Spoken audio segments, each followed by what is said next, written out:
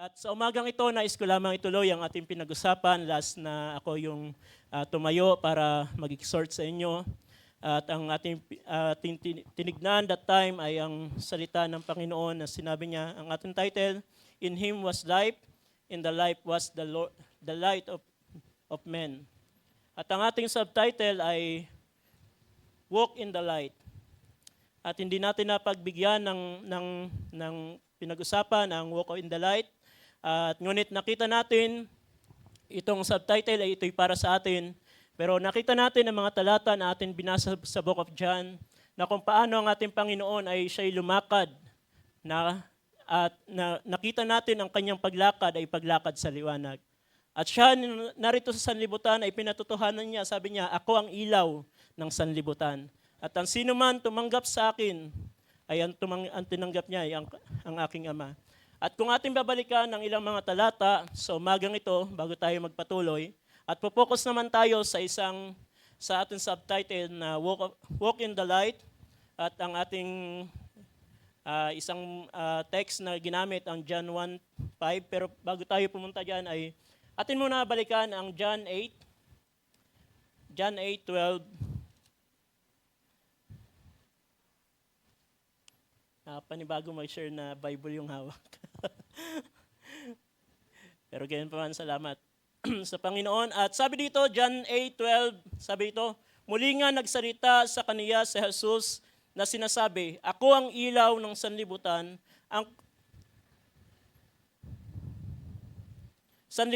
ang sumusunod sa akin ay hindi lalakad sa kadiliman, kundi magkakaroon ng ilaw ng kabuhayan.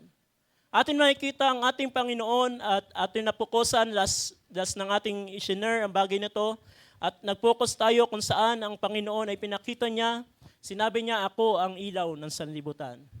At dito sabi ng Panginoon, muli ngang nagsalita sa kanila si Jesus na sinasabi, ako ang ilaw ng sanlibutan. Ang sumusunod sa akin ay hindi lalakad sa kadiliman, kundi magkakaroon ng ilaw ng kabuhayan. Ang paglakad sa ilaw, brother, sister, ay ang mga bagay na pagsunod ng salita ng Panginoon. At ating nakita sa Panginoon, ng ating nakita nakaraan, ay kung paano ang Panginoon ay lumakad, nagpatotoo siya na siya'y ilaw, ngunit siya din naman ay lumakad na kagaya ng anak ng ilaw. At ang bawat isa sa atin, brother, sisters, sa huling mga araw na ito, kagaya ng ating subtitle, Walk in the Light. Lumakad tayo sa liwanag. At makikita natin mamaya ang mga talata na kung paano ang panahon na ating kinabubuhayan ay panahon na napakadilim na at ang panahon na ating kinabubuhayan ay napakasama na. At kinakailangan ang salita ng Panginoon na kagaya ng sinabi ni David, ang iyong salita ay ilawan ng aking mga paa. Sa anumang kadilim ng mundong ito, kapag pinatay mo ang ilaw na ito at sa gabi walang ilaw, ngunit kung mayroon ka lamang maliit na ilaw, kaya mo lumakad at hindi ka matitisod. Ganon kahalaga ang ilaw. At gayon din naman, gaano man kasama ng mundo na ating kinabubuhayan, ngunit kung ikaw ay sumusunod sa salita ng Panginoon at lumalakad kung anong salita ng Panginoon, hindi ka maliligaw. Alam mo ang iyong nilalakaran, alam mo ang iyong pupuntahan. Bakit? Alam mo na ang salita ng Panginoon, ito ang nagdadirect sa iyo para gawin ang kalooban ng Panginoon. At ang John na ating binasa din nakaraan ay nais ko balikan to. Habang nire-review kagabi ay dumating sa akin na balikan ng mga talatang ito at ang mga gandang punto. Sa 9:4 hanggang 5, kinakailangan natin gawin ang mga gawa ni Yaong nagsugo sa akin. Samantalang araw, dumarating ang gabi na walang tao makagagawa.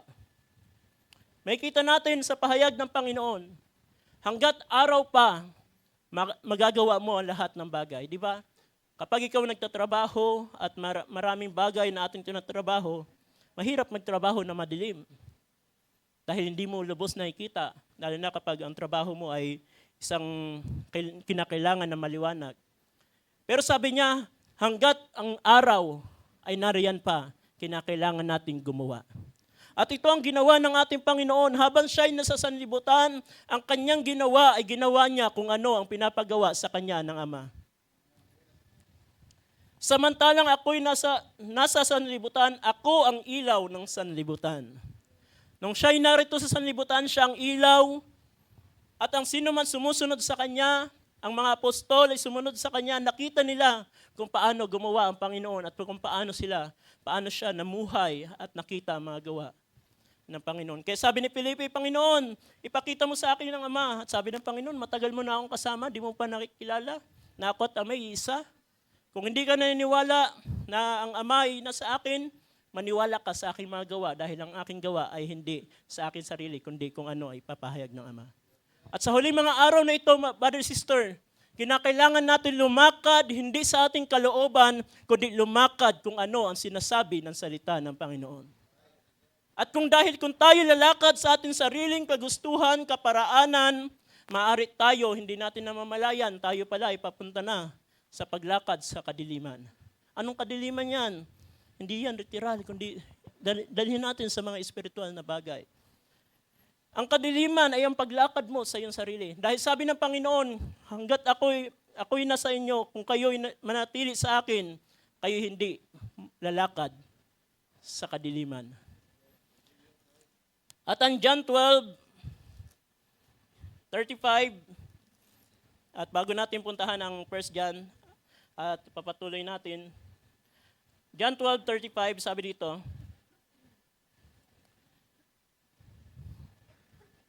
to 36, sinabi nga sa kanila ni Jesus, kaunting panahon na lamang sa gitna ninyo ang ilaw.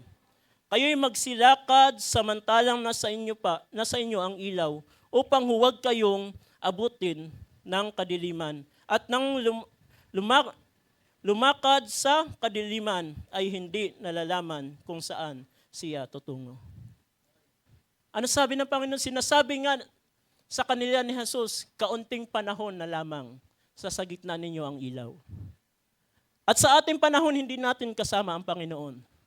Pero kung sa ating panahon ang talata ay pwede natin makita, kaunting panahon na lamang ang biyaya na ating kinabubuhayan sa huling mga araw na ito. Darating ang panahon, ang time of grace ay matatapos. At sabi niya, kayo'y magsilakad samantala nasa inyo ang ilaw. Tayo'y magsilakad habang nasa atin pa ang biyaya, upang huwag kayong abutin ng kadiliman at ang lumalakad sa kadiliman ay hindi nalalaman kung saan siya tutungo. Walang direksyon ang kanyang paglilingkod, walang direksyon ang kanyang buhay. At sa kanya, okay na sa kanya makadalo, okay na sa kanya na makapag-church, pero pag-uwi, hindi niya alam ang kanyang buhay. Pero nawa, tayo hindi ganon.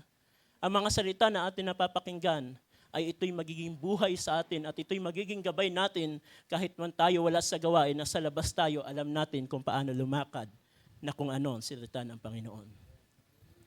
At 36, samantalang nasa inyo ang ilaw ay magsisampalataya kayo sa ilaw upang kayo'y maging mga anak ng ilaw. Ang pagsampalataya sa ilaw, ang pagsampalataya sa ating Panginoon, alam natin, ang ilaw na yan na tinutukoy, walang iba kundi ang ating Panginoon. Ang ilaw na yan na ating nakilala, ang ilaw na yan na ating tagapagligtas, ang ilaw na yan na nagpakilala sa atin ng kanyang kalooban, kinakailangan natin sumampalataya sa kanya. Walang ibang dahilan para tayo makalakad, kundi sampalatayanan kung ang kanyang salita. Dahil napakaisi naman ng oras natin, sabi ko nga gusto ko itong tapusin. Ililipad eh. Sira na kasi itong Bible ko.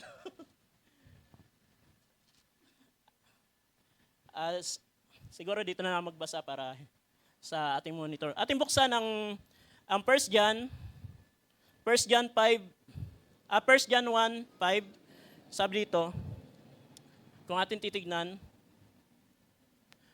at ito ang pasabi aming narinig sa kaniya at sa inyo'y aming ibinabalita na ang Diyos ay ilaw at sa kaniya'y walang anumang kadiliman. At ipinakita ni Apostol Pedro na ang Diyos ay ilaw. Nasa kanyang ilaw, nasa kanyang liwanag. At sa kanya'y walang anumang kadiliman. Walang anumang kadiliman na ating makikita sa ating Panginoon. kundi lahat ng bagay na ating makikita sa ating buhay ay pawang mabubuting bagay. Kahit man tila ang nararanasan mo sa iyong paningin ay hindi mabuti, pero ang lahat ng bagay na paraan ng Diyos ay mabuti. Kaya anuman ang ating sitwasyon sa ating buhay, paglilingkod, anuman ang ating pagdadaanan, huwag mong isipin na ang bagay na yung pinagdadaanan ay hindi mabuti. O kundi, kung minsan, ang mga mananampalataya, akala nila, bakit ganito ang aking nararanasan? Baka hindi yan kaparaanan na yan ng Diyos dahil may mga gawa tayo na hindi kalooban ng Diyos. Kung bakit nararanasan natin minsan ang mga bagay na hindi magandang sa ating buhay. Pero kung tayo lumalakad, sumusunod sa ilaw at nakakaranas tayo ng mga bagay sa ating mga buhay, struggle, magpatuloy ka. Alam ng Diyos ang kanyang ginagawa. Alam ng Diyos ang kaparaanan niya kung bakit nakakaranas ka sa kabila na ikaw ay lumalakad sa kalooban ng Diyos pero nakakaranas ka ng mga hindi maiinang bagay. Alalahanin mo, yan ay pagsubok sa iyo ng Panginoon para higit ka pa i-mold ng Panginoon sa nais niya na makita sa iyong buhay. At sabi sa 6, kung sinasabi natin tayo ay may pakikisama sa Kaniya at nagsisilakad tayo sa kadiliman, ay nangabubulaan tayo. Ano sabi diyan? Kung sinasabi natin tayo ay may pakikisama sa Kaniya at nagsisilakad tayo sa kadiliman, ay nangagbubulaan tayo at hindi tayo nagsisigawa ng katotohanan. Kung tayo nagsasabi na tayo ay lumalakad sa ilaw, pero ang ating mga buhay ay taliwas kung ano ang sinasabi ng ilaw o ano sinasabi ng salita ng Panginoon, sabi niya, nangabubulaan tayo. At sabi sa 7, tignan nyo, ngunit kung tayo'y nagsisilakad sa liwanag, na gaya niya na nasa liwanag, ay may pakikisama tayo sa isa't isa at nililinis tayo ng dugo ni Jesus na kaniyang anak sa lahat ng kasalanan. Kung tayo nagsisilakad sa liwanag na gaya niya, mayroon tayong pagkakaisa sa Kanya. Mayroon tayong, sa ibang salin, mayroon tayong fellowship sa Kanya. Anong dahilan kung bakit nawala ang fellowship ng unang tao, si Eva at si Adan? Anong dahilan kung bakit ang Diyos ay nung ang Panginoon ay bumababa sa kanila para mangusap, nakakausap nila na mukhaan. Nung ang Panginoon, nasaan kayo, Eva, Adan, nasaan kayo? Sabi niya, andito kami tumatago dahil kami ay hubad. Sabi ng Panginoon, sino nagsabi na kayo ay hubad? Nakakain ba kayo ng bunga ng pagkakilala na mabuti at masama? At doon na nagturuan ito kasi. Hindi ba alam ng Panginoon ang sitwasyon ng unang tao? Alam ng Panginoon. Pero kuminsan, brother, sister, may mga bagay tayo na paggawa kung bakit ang fellowship natin sa Panginoon ay nawawala ng lalamig ang dahilan dahil may mga gawa tayo na hindi kalooban ng Panginoon. At ito ang naranasan, mainam ang karanasan ng unang tao. May fellowship sila sa Panginoon, pero dahil sa kasalanan, sila ay napahiwalay. At ang mainam na fellowship ay nawala. Pero naingkompronta sila, kumain ba kayo? Kasi siya eh. Minsan, brother, sister, kung tayo napapaalalahanan, wag na tayo magturo, siya kasi. Kundi, mayroon tayong pagpapakumbaba. Nakikita natin na habang tayo nahayag sa ilaw, nakikita natin ang mga pagkukulang, tayo ay nililinis ng kanyang dugo. Sa panahon na tayo ay makita natin na tila hindi na tama ang aking paglakad at mayroon salita ng Panginoon na mayroon pagpapaalala sa iyo, salamat, ang dugo ng Panginoon ang siyang naglilinis at kapag ikaw ay humingi ng tawad, ikaw ay patatawarin. Ganon kabiyaya ang Panginoon. Ngunit kinakailangan natin makita ang mga bagay ng kalooban ng Panginoon. 1 Thessalonians 5:4-9. Atin tignan.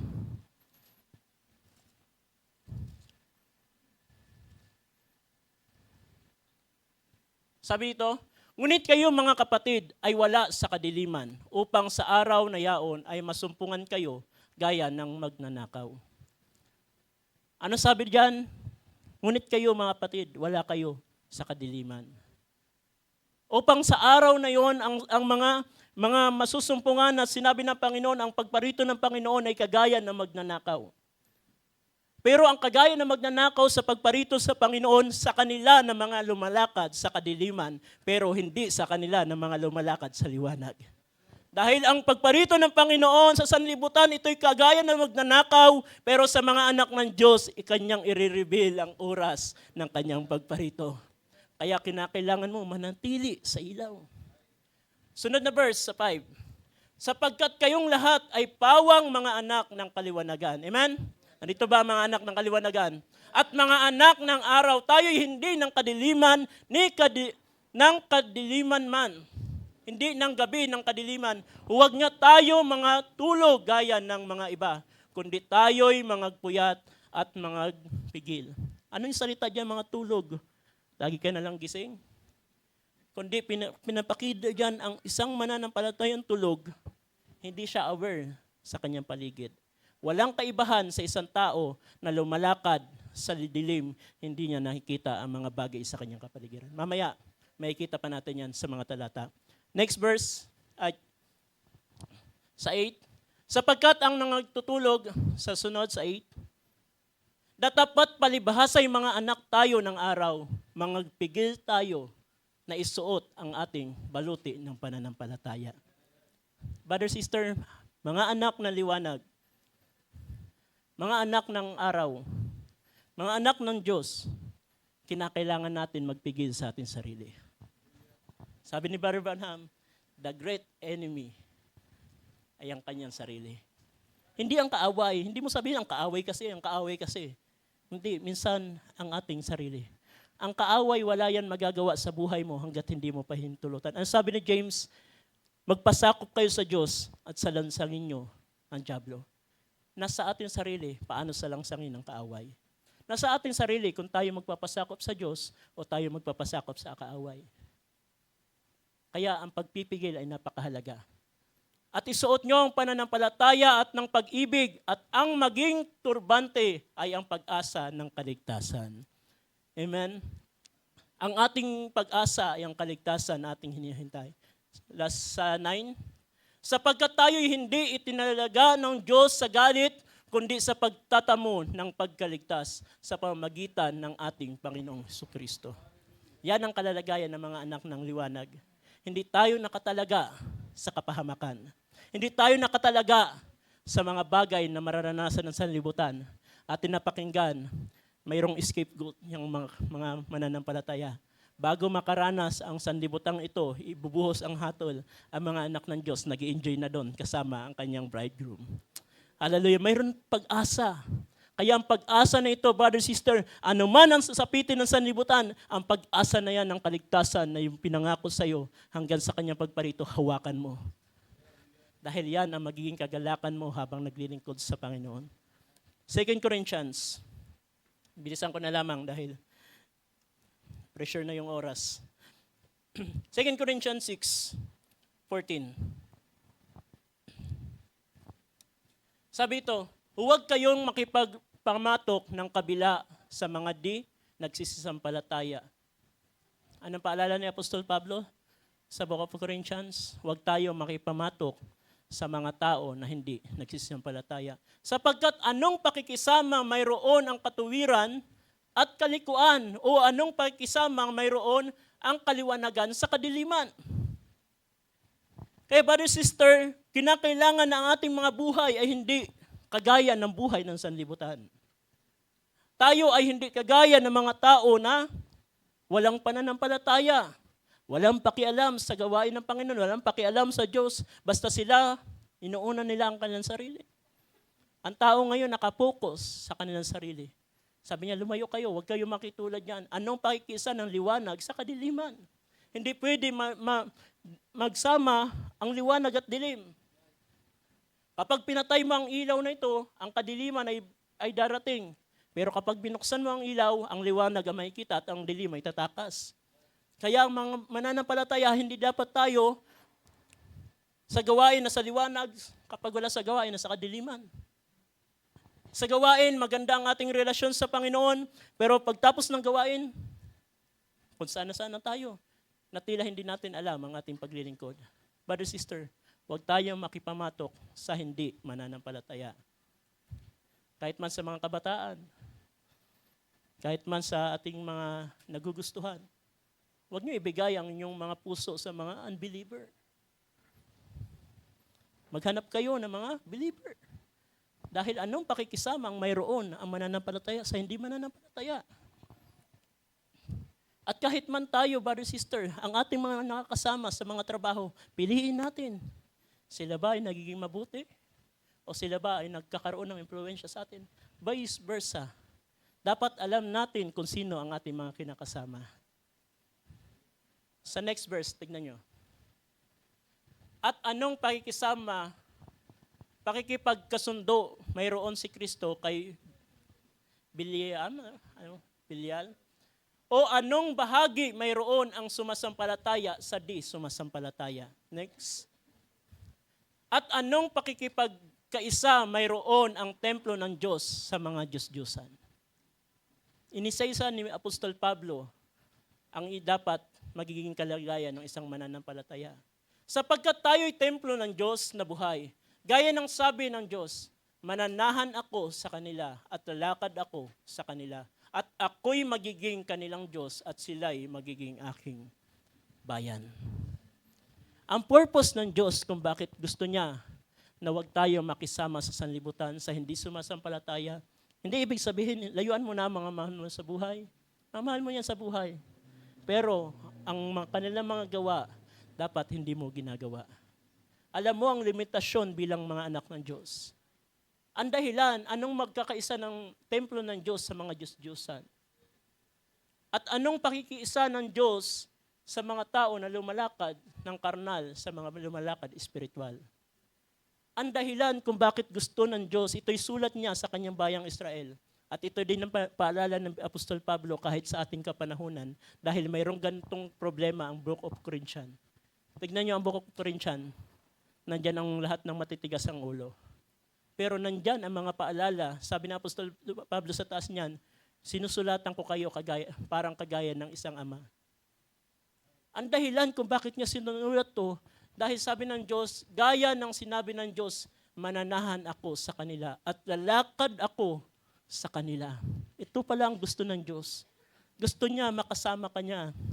Gusto niya lumakad ka, nakasama mo siya. Yan ang dahilan kung bakit kinakailangan huwag tayong halubilo o gumawa ng mga bagay na ginagawa ng hindi sumasampalataya at mga gawa ng sanlibutan. Dahil ang purpose ng Diyos sa buhay ng mga anak ng Diyos na lumalakad sa liwanag, gusto kanyang makasama. Gusto niya maging tahanan kanya. Gusto niya na sa bawat lakad mo, siya yung kasama mo at hindi iba. Sabi ng Panginoon kay Joshua sa Joshua 24, sabi niya sa bayan, ang Panginoon ay mapanibughuin. Is the jealous God. Ayaw niya na may kahati.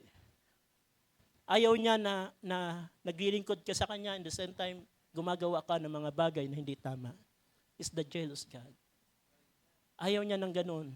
Dahil gusto niya, kung maglilingkod ka sa Kanya, sabi ng Apostol ni Joshua doon, kung kayo ay maglilingkod, mamili kayo sa araw na ito. Kung kayo maglilingkod sa Diyos o maglilingkod kayo sa inyong Diyos-Diyosan. Dahil hindi tayo pwede maglingkod sa Diyos at maglilingkod tayo sa mga Diyos-Diyosan. Ang Diyos-Diyosan, mga kapatid, hindi lamang yan yung mga rebulto. Ang mga Diyos-Diyosan, yung pinapahalagahan natin. Saan napupokus ang ating mga sarili, saan nauubos ang ating oras. Yan ay mga Diyos-Diyosan na mga tao. At kinakailangan natin layuan yan dahil hindi yan gusto ng Diyos. Dahil ang purpose niya, gusto kanya laging kasama. Gusto niya lagi kanyang maging sa paglakad mo, siya ang kasama mo. But bilang tao, marami tayong mga pagkukulang, pero salamat. Dahil nagsusumikap ka na lumalakad, alam ng Panginoon ang buhay mo, alam ng Panginoon paano ka tulungan. Alam ng Panginoon kung paano kanya gabayan. Kaya nga, sabi ng Panginoon sa Revelation, ang aking sinisintay, mayroong pagpalo, may pagsaway. Bakit? Ayaw niya kasi na, seloso kasi siya eh. Ayaw niya na ng kanyang anak ay mapalayo sa kanya. Kaya kuminsan, mayroong pagsaway, mayroong pagpapaalala, dahil gusto niya na maitama ang ating mga buhay. At sabi ng Ephesians 5:8 hanggang 17, Ating basahin ang bagay na ito. Sabi diyan, sabi niya, sapagkat noong panahon kayo'y kadiliman. Tunay yan, mga kapatid. Noong unang panahon tayo ay kadiliman, hindi natin alam ang kalooban ng Panginoon, hindi natin alam ang salita ng Panginoon, tayo lumalakad kung anong gusto natin, walang sumasaway. Kagaya ng panahon na wala pa ako sa Panginoon, inom doon, inom dito, lasing doon, sigarilyo, barkada. Bakit? Wala pa kasing sarili ko lang kadiliman, lumalakad ka kung anong gusto mo. Pero sabi na, datapwat ngayon kayo'y kaliwanagan sa Panginoon. Hindi na tayo nasa kadiliman, brother sister. Inilipat na tayo sa kaliwanagan. Magsilakad kayo gaya ng mga anak ng kaliwanagan. Next verse. Sapagkat ang bunga ng kaliwanagan ay nabubuo ng kabutihan at kamuan at katotohanan. Ang mga lumalakad sa liwanag, makikita mo yan sa kanyang karakter. Makikita mo yan sa kanyang buhay. Nabubuo ng kabutihan at katuwiran at katotohanan. Next. Na inyong pinatutunayan ang kinalulugdan ng Panginoon. Next. At huwag kayong makibahagi sa mga walang mapapakinabangan na gawa ng kadiliman, kundi bagkos inyong sawatain. Ano sabi? Huwag kayong makikibahagi sa mga gawa ng kadiliman, kundi sawatain, sawayin, sansalain, talikuran.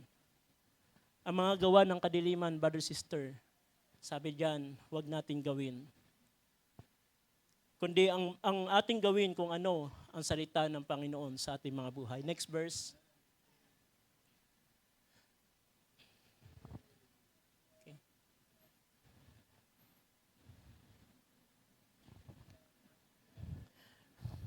Ephesians, dito na lang ako sa cellphone. Ephesians 12. Sapagkat ang mga bagay na ginagawa nila sa lihim,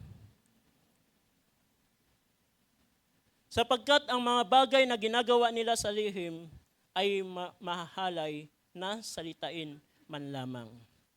Kahit ang mga gawa ng mga sanlibutan, mga tao na walang pananampalataya, ang mga bagay na yan ay mahalay man lamang kahit sa ating pananalita. Sa ating mga salita, makikita yan. Datapat, sabi sa 13, datapat ang lahat ng mga bagay pagkasawata ay itinatanyag ng kaliwanagan, sapagkat ang lahat ng mga bagay na itinatanyag ay kaliwanagan. Next verse. Kaniyang sinasabi, gumising kang natutulog at magbangon ka sa gitna ng mga patay at liliwanagan ka ni Kristo. Sabi niya, gumising ka na natutulog. Bakit mayroong kailangan paggising sa mga mananampalataya? Kaya sa huli mga araw, mga kapatid, mayroon pang paggising na gagawin ng Panginoon. Dahil kuminsan ang mga mananampalataya ay nakakalimot. Minsan ang mga mananampalataya ay nakakatulog. Anong kagaya ng tulog? Hindi siya aware sa mga nangyayari sa kapaligiran. At alam nyo, nawa, mayroon akong isang bagay habang kanina ay narito at nandoon habang naghahanda sa likod. Permit me na sabihin ito at nilagay sa puso ko. Habang 8:30 na, maaga kami nakarating, tinitignan ko ang gawain. Dapat ang 8:30 ay mag-i-start na ang intro. Pero mga mananampalataya, wala pang nakaupo. Nawa, maunawaan nyo.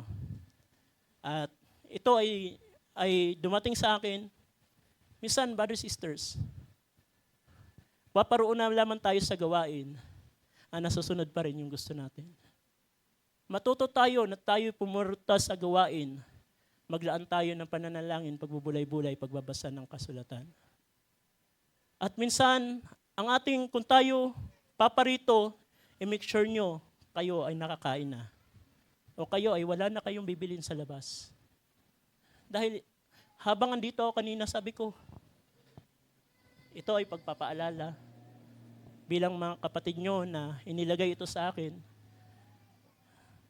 May time tayo sa ating mga tahanan. Alam ko maaga tayo pumaparito. Pero brothers, sisters, hindi ako pastor para magsalita nito, pero nadama ko kanina. 8:30 na, sabi ko, halos wala pa nakaupo at lahat ay nasa labas. Sabi ko, nagkaroon ako ng kalungkutan. At nais ko salitain sa inyo, brother, sister, nawa ang pagparito natin sa gawain ay magbigay tayo ng focus sa gawain.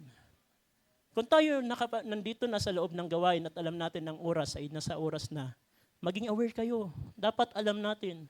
At kahit man sa mga mananampalataya, minsan may sinasabihan ako, sis, brother, huwag na kayo mag-usap kasi may mga nananalangin na. Minsan nasa likod, yung ingay, mayroon iba na nananalangin. Minsan hindi tayo aware na wala ang ganitong awareness sa atin sa gawain. At nawa, maunawaan nyo ang nais ko iparating sa inyo, brother, sister. Bilang mga anak ng liwanag, maging aware kayo sa gawain ng Panginoon. Minsan, nasa gawain na, nangangaral na, mayroon pa lumalabas, bumibili, kumakain.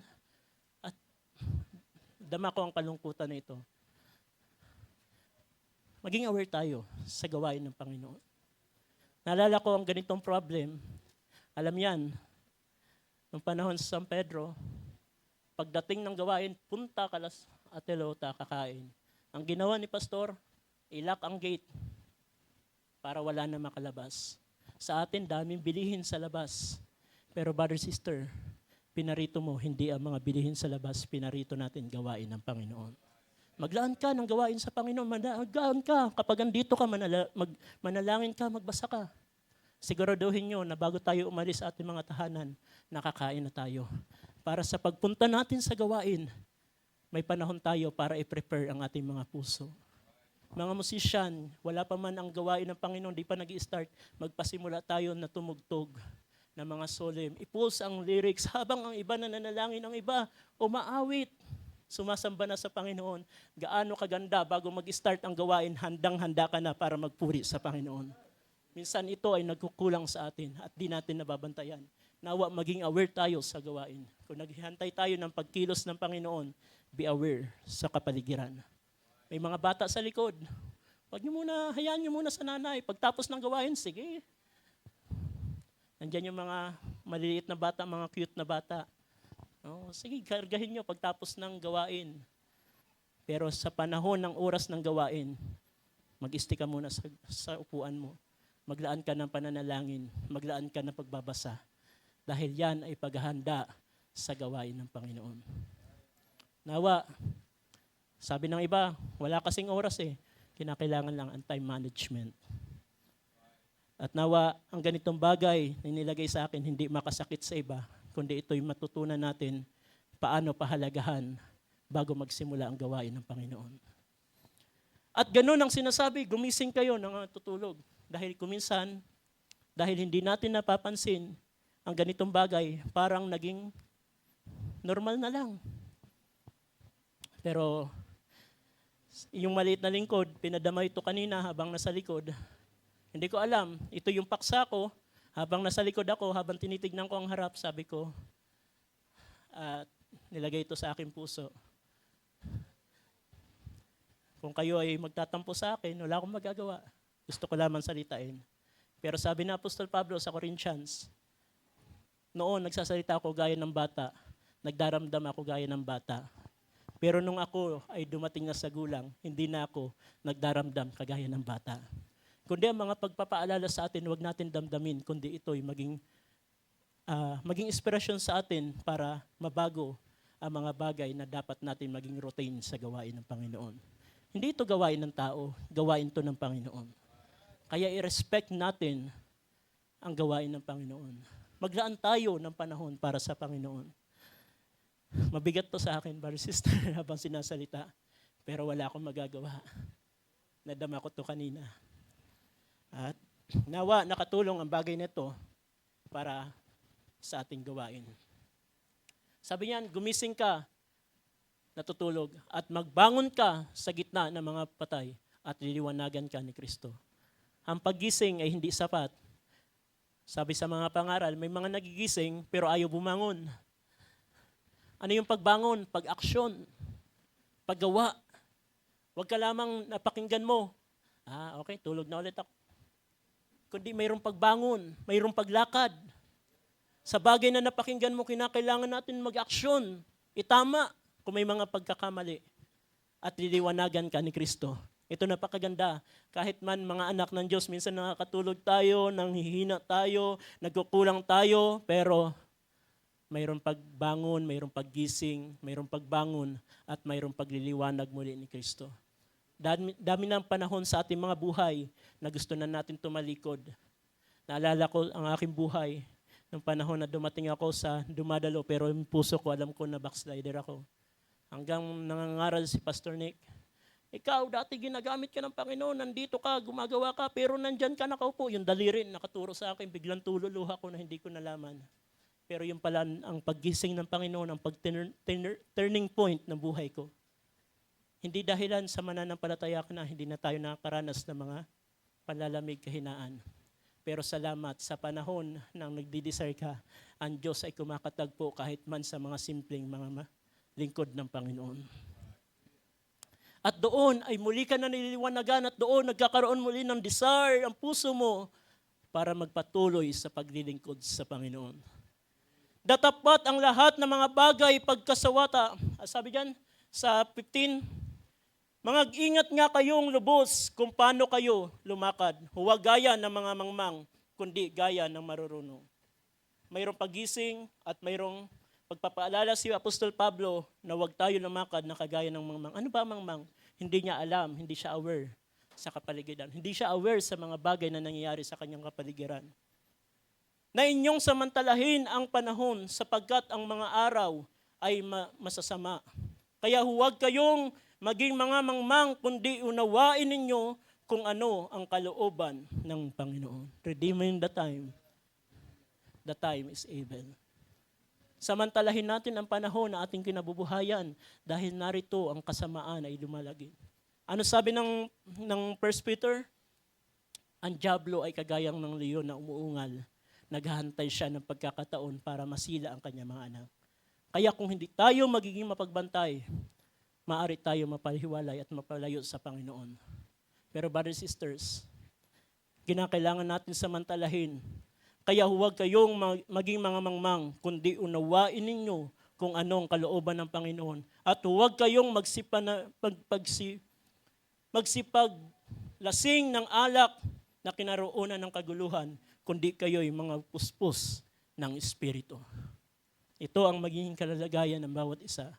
Hindi tayo mapuspos ng alak, hindi tayo mapuspos ng mga bagay ng sanlibutan. Kung mayroon tayo na nasayin sa huling mga araw, ang mapuspos tayo sa presensya at sa Espiritu ng Diyos. Sa huling verse, dahil ang oras, sa bawat Romans 13, sa 11,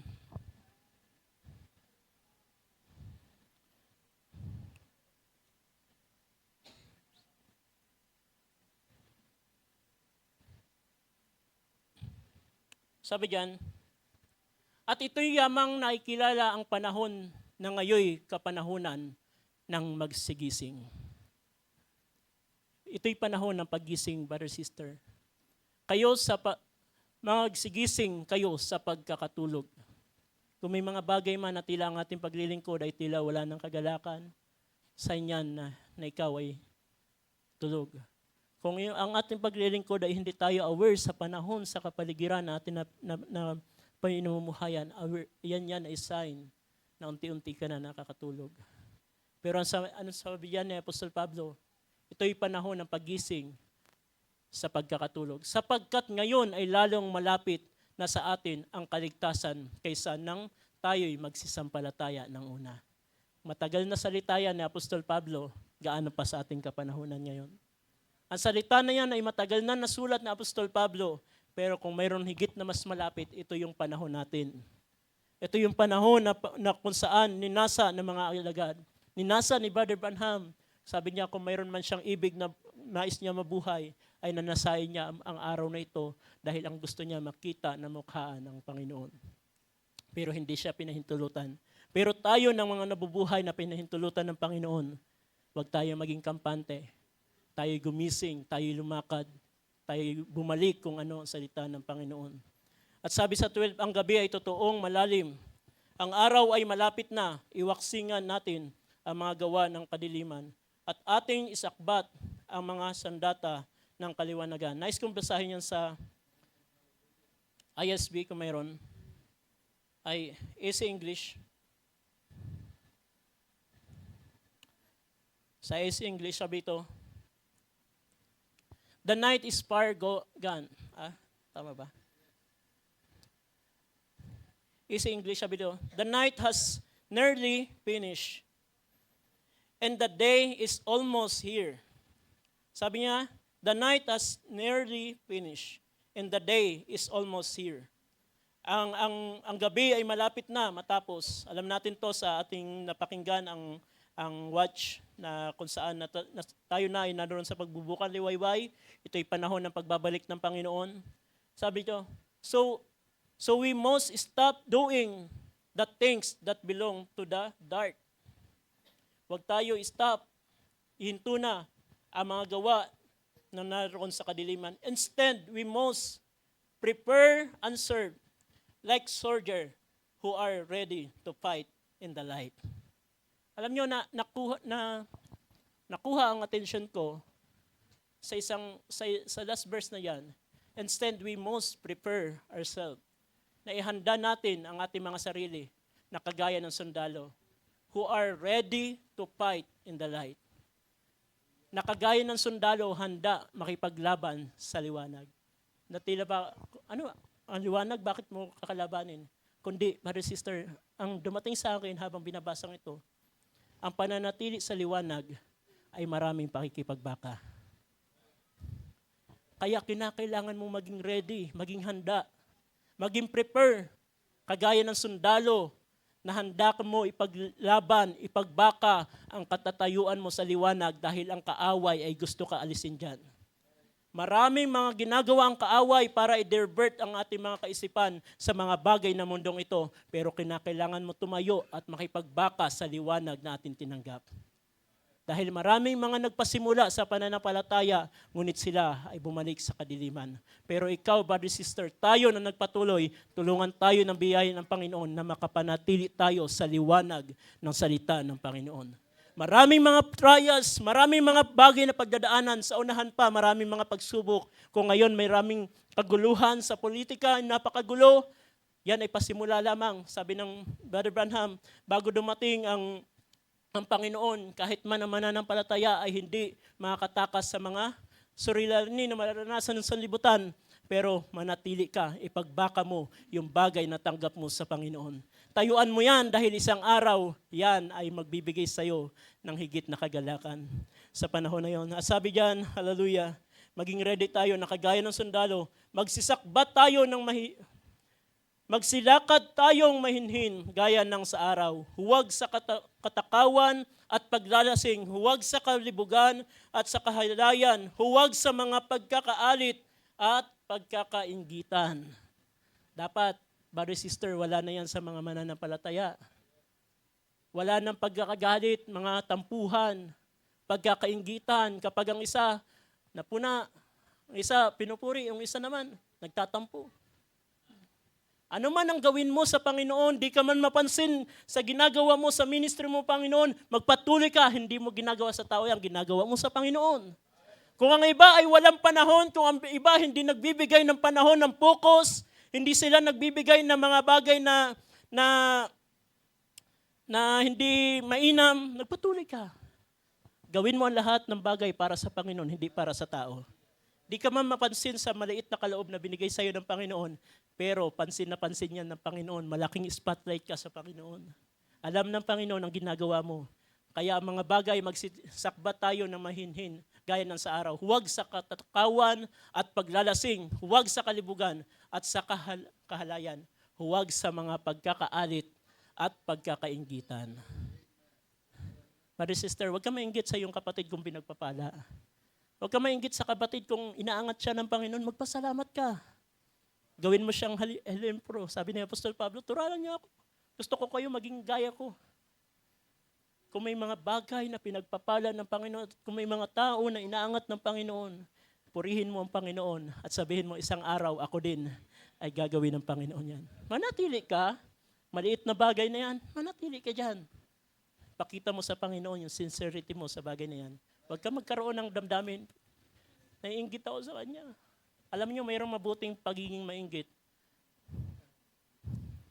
Naiinggit ako kay brother. Alam mo, nung mga youth, hinahangaan ko, naiinggit ako sa kanya. Pero hindi yun inggit na para magalit. Naiinggit ako, gusto ko, Panginoon, maging katulad niya. Yun, magandang bagay na mainggit ka. Mainggit ka sa mabuting bagay. Na pag ang kapatid mo ay nakakaranas ng ganitong bagay, naranasan niya mapuspos na Espiritu, Lord, gusto ko din na maranasan yan. Wag yun, Lord, siya nakaranas, kasi yan. Wala na yan. Brother, sister, mga anak tayo ng liwanag at hindi sa kadiliman. Kaya ang ating mga pagkakaalitan, pagtampo, mga galit, alisin mo na yan. Pagkakainggitan, alisin mo na yan. Hindi yan kalooban ng Panginoon. Mahihirapan ka lang magpatuloy sa Panginoon. Magsilakad tayo mahinhin, gaya ng sa araw, huwag sa katakawan. At paglalasing, huwag sa kalibugan at sa kahalayan, huwag sa mga pagkakaalit. At pagkakainggitan. Tignan niyo ang 14. Kundi bagkos, isakbat ninyo ang Panginoon at huwag ninyong paglaanan ang laman upang masunod ang mga kahalayan noon. Brothers, sisters, this is the time. Ang ating mga damdamin ay siya sa atin. Ang aking bang puso ay tama pa rin sa Panginoon. Ang aking bang kalalagayan ay tama pa rin sa Panginoon. O may mga bagay na sa ating mga puso na nadadaya tayo ng kaaway. May mga bagay na hindi mainam. Pero bilang mananampalataya, bilang mga anak na liwanag, kinakailangan natin lumakad sa liwanag. At sa huling mga araw na ito, brothers and sisters, marahil mga karanas ka, minsan kahit man ng kapwa mo kapatid, kung minsan nakakasakit, naka-offend, alalahanin mo, kapatid mo pa rin yan. Kung yung kapatid ay naka-offend sa'yo, sabi ng kasulatan at text of Apostol Pablo, napakainam sa isang mananampalataya na kaya niya palagpasin ang pagkakamali ng kanyang kapatid. Pero kung di mo kaya, kausapin mo. Pero huwag ka mag-ingat ng mga damdamin na hindi tama.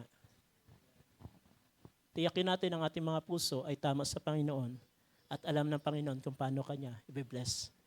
At kung minsan ang kaaway ay magbubulong sa'yo, di ba yan? Ganyan. Huwag ka makinig. Lagi mo balikan ang salita ng Panginoon. Ang salita ng Panginoon, ito ang ating liwanag. Ang salita ng Panginoon, ito yung ating buhay. Hindi ang ating kalooban. Dahil ang ating mga puso, marami yung hinaing, marami yung mga bagay. Pero napakaganda, sabi ni Apostle James, establish your heart, the coming is the Lord, is drawing night. Establish natin ang ating mga puso sa Panginoon, hindi sa ating mga sariling nadadama o kalungkutan. Kundi establish natin ang ating mga puso sa paggawa sa kalooban ng Panginoon. Ang dilim ay napakadilim, ngunit ang liwanag na tayo na sa pagtatapos, tayo na ay nasa pagbubukang liwayway at ito'y panahon ng pagbabalik ng Panginoon at kinakailangan ang babalikan ng Panginoon ang kanilang mga puso ay tama sa harapan ng Panginoon. Purihin ang Panginoon. Palakpakan natin ang Panginoon. Hallelujah. Mari ba tayo manalangin saglit? Dakilang Diyos, purihin ka sa umagang ito. Salamat Panginoon sa mga salita na pinagkaloob mo sa amin sa umagang ito. At dalangin ko Lord na mga biyayang ito ay tinanggap na yung mga anak. At kung may mga bagay man ako na salita na lumabis Panginoon, dahil sa kakulangan ng aking mga pag-unawa o sa pagsasalita ay hiningi ko ito ng tawad. Ngunit kung may mga kakulangan man sa pagpapaliwanag, Lord, bayaan ng iyong Espiritu ang siyang magpaunawa nito at ang aming mga puso, Panginoon, ay dalhin mo sa isang kaisahan, sa isang pusong malinis, Panginoon. Kagaya ng aming inawit, Panginoon, nung si David, Lord God, ay nakaranas, Panginoon, ng hindi mainam sa kanyang puso. At sabi niya, Lord, create in me a clean heart, O God, and renew a right spirit within me, and catch me not away in your presence, O God. Bagkus, Panginoon, ibalik mo ang kaligtasan, ang kagalakan sa kaligtasan ay nawala. Lord, ibalik mo ito upang ang aming paglilingkod, ang aming kagalakan sa huli mga araw rito ay ang gawin kung ano ang kalooban mo. Sa iyo ang kapurihan, pasalamat sa umaga ito sa pangalan pa ng Kristo Jesus. Amen, amen. Palakpakan natin ang Panginoon.